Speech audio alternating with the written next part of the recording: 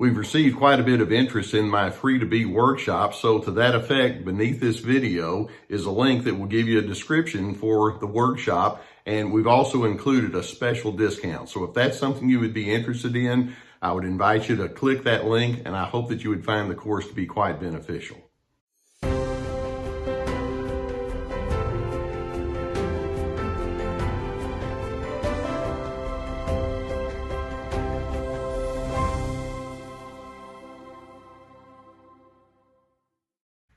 As you engage with narcissists, it can be a terribly maddening experience.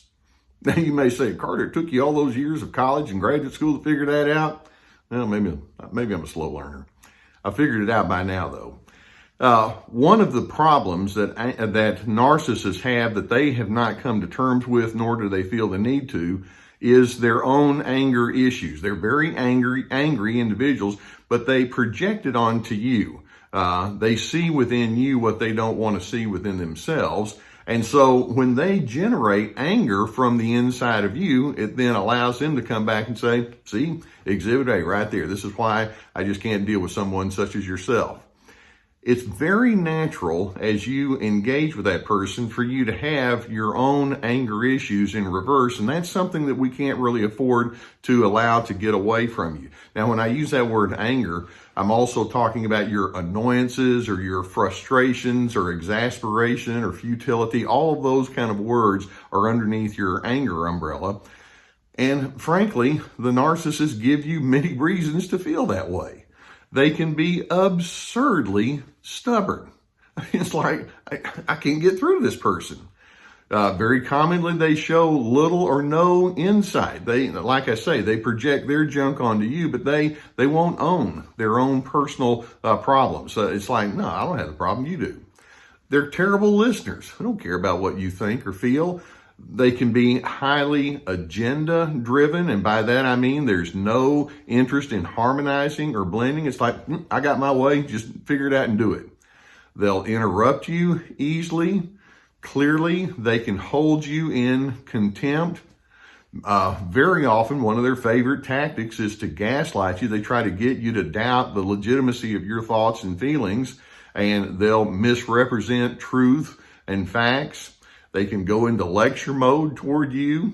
Maybe they'll pull back and go into punishing silence. In other words, there's so many different things that they can say and do, and it creates that anger on the inside of you. Now, I think we might want to ask, is it legitimate for you to feel the anger that you do? And the answer is, yeah, of course it's legitimate. I mean, to say that doesn't bother me, that's not even human. That means you're just too robotic. Your anger, in its best case scenario, is tied to your sense of self-preservation. And when you're in that self-preservation mode, you're wishing to say, hey, I'm a somebody over here. Treat me like I have dignity, or treat me like I have, that I am deserving of respect. And that's a legitimate message for you. Now, I want you to think now, when you feel that anger, we're going to go ahead and acknowledge it can be legitimate.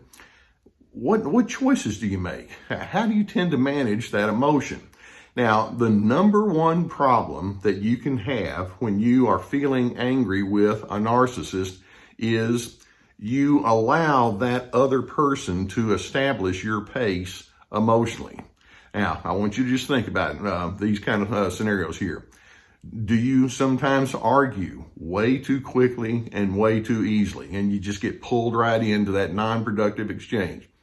You ever do that? Or it may be that as you're trying to make your point, you'll repeat yourself and you'll go over and over. And it's like, if they didn't hear it the first time, I'm going to talk to you about my thoughts and my needs, my feelings. And it's like, I tend to push my agenda a little bit too much. You may become unruly in the way that you react. You may go into rebellion mode. You may shut down and go into passive aggressive mode. I mean, there are all sorts of ways that you can manage your anger. And then when you look at it like that, it's like, that narcissist is being unhealthy, but I'm kind of being in an unhealthy mode too. And I want you to ask, when you have that form of anger that's unruly and not very productive, just ask yourself the question, is this working? Do I feel better after I get caught up in all that emotion? I don't. is your quality of life improved once you've let all this anger out? And I'm hoping you can see that when the narcissist has all of this anger that's clearly not going to be tied down in a neat and tidy way, you're playing along with them and you're letting them establish your pace emotionally when you get caught into the undertow. Now, one of the things that you might say is, well, but the narcissist is the one who's creating the problem and I've got to make them stop. I have a question for you. What if it doesn't stop? What if the narcissist just keeps on being narcissistic? Now what?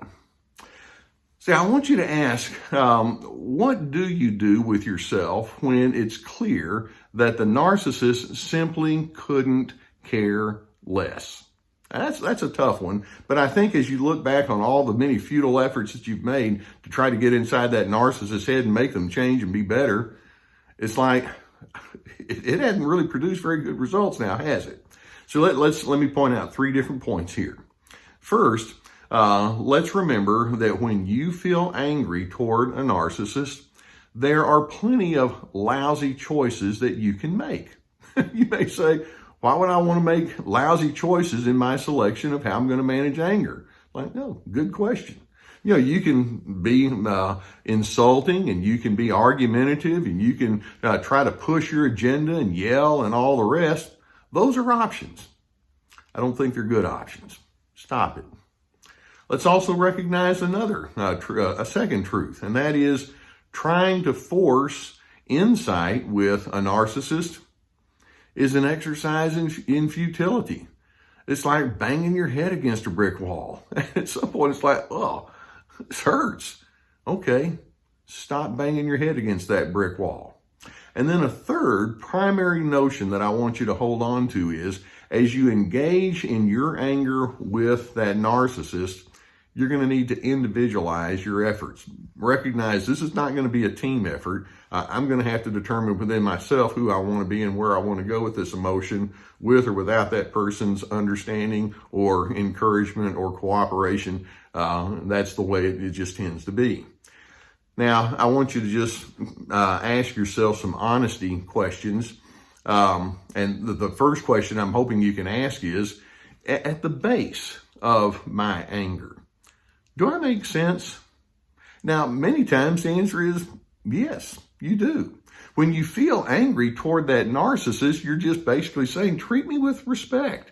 Listen to the legitimacy of my needs, will you? Acknowledge that my convictions are good. Okay, well, that implies that the anger has a legitimate function. And then another thought that I'm hoping, an honesty question I hope you can ask yourself is, am I willing to stand my ground even when the narcissist treats me like I'm an idiot?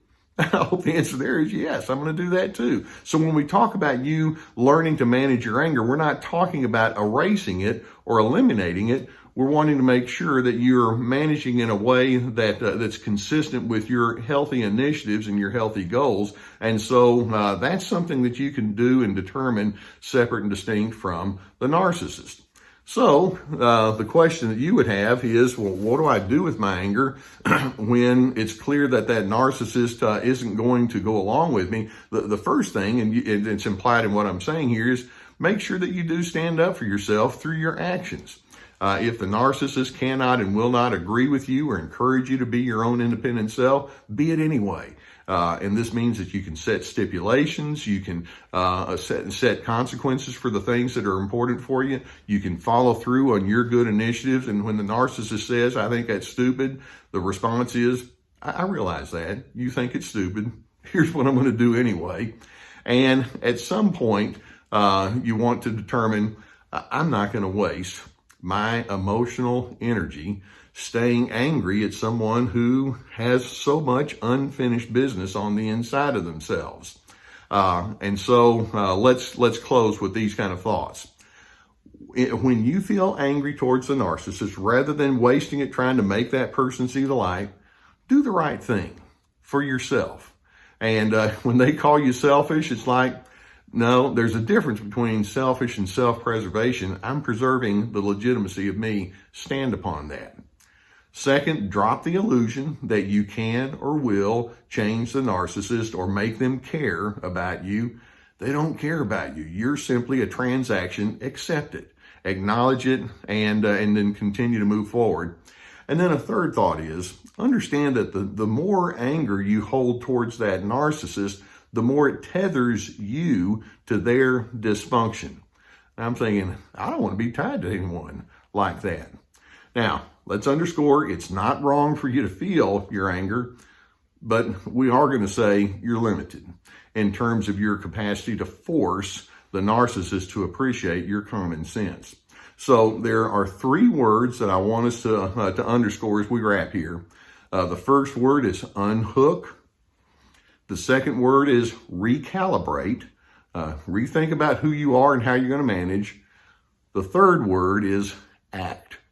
Act upon what you know is wise and best. Unhook, recalibrate, act. And in doing so, you're letting that narcissist know, whether they care or not, I'm on team healthy. And if you want to get me over there in your unhealthy initiatives, that means I have to leave behind all the stuff that I know is wise and best, and I'm not going to do it. And besides that, your problems over there that you refuse to come to terms with are not mine to solve. I do hope that you get good benefit from videos such as this. If you've not already done so, hit that subscribe button. And by the way, I think that when you hit that subscribe button, a bell will come up, and that will help in terms of keeping you apprised of more, hit that bell too, more videos that come along. If you have a need for counseling and if you want somebody that can help sift all of this out, I would encourage you, if you have someone in your general area, to seek the counseling. If you don't have someone there, or if you'd like, we have an online counseling service that has sponsored us, and we have a link below there so that you can get the counseling that you need. And sometimes it's really good to have somebody provide some objective input so that you can move forward with a great deal of confidence. In addition, we have other resources below. We have my free-to-be workshop course. It's very extensive, but it's about learning to find yourself despite the controllers in your life. And so I would encourage that. We've had really good feedback on that. In addition, we have links to my books and other resources. I think we even have some new t-shirts and coffee mugs under there too. In addition, also survivingnarcissism.tv, our website, also drlescarter.com.